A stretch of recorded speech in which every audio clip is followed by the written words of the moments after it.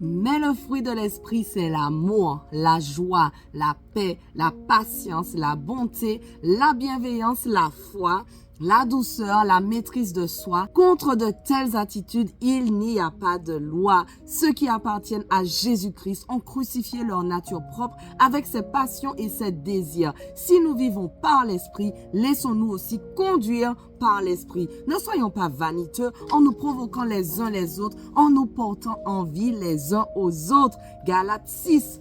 Frères et sœurs, si un homme vient à être surpris en faute, vous qui êtes spirituels, redressez-le dans un esprit de douceur.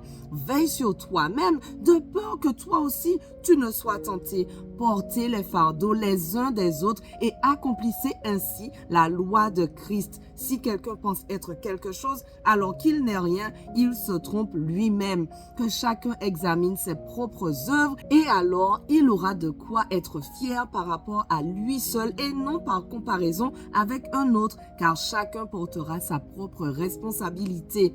Que celui à qui l'on enseigne la parole donne une part de tous ses biens à celui qui l'enseigne.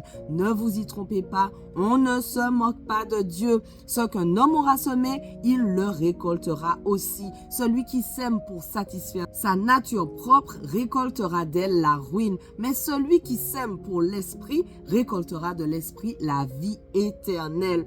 Ne négligeons pas de faire le bien, car nous moissonnerons au moment convenable si nous ne nous relâchons pas.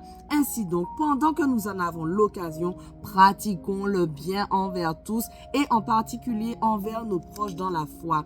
Voyez avec quelle grosse lettre je vous ai écrit de ma propre main. Tous ceux qui veulent se faire bien voir par les hommes vous obligent à vous faire circoncire uniquement afin de ne pas être eux-mêmes persécutés pour la croix de Christ. En effet, les circoncis eux-mêmes ne respectent pas la loi, mais ils veulent que vous soyez circoncis afin de pouvoir tirer fierté de votre corps. En ce qui me concerne, jamais je ne tirerai fierté d'autre chose que de la croix de notre Seigneur Jésus-Christ. Par elle, le monde est crucifié pour moi comme je le suis pour le monde. En effet, en Jésus-Christ, ce qui a de l'importance, ce n'est ni la circoncision, ni l'incirconcision, mais c'est le fait d'être une nouvelle créature.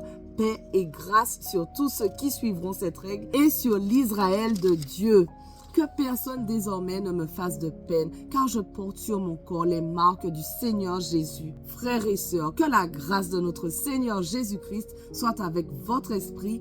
Amen. Merci Seigneur, parce qu'aujourd'hui encore, tu nous rappelles à quel point nous devons faire preuve d'amour les uns envers les autres, de douceur. Vraiment, aide-nous à pouvoir mettre cela en pratique dans nos vies aujourd'hui et bénis encore tous ceux qui sont avec moi dans ce défi. Aide-nous à arriver ensemble jusqu'à Apocalypse au nom de Jésus. Amen. Voilà, notre passage du jour touche déjà à sa fin, mais on continue dès demain avec Éphésiens. Comme d'habitude, je vais faire l'introduction du livre, le but, le contexte, vous savez déjà. Donc, on se retrouve demain, on ne lâche rien. Allez, sois bénis.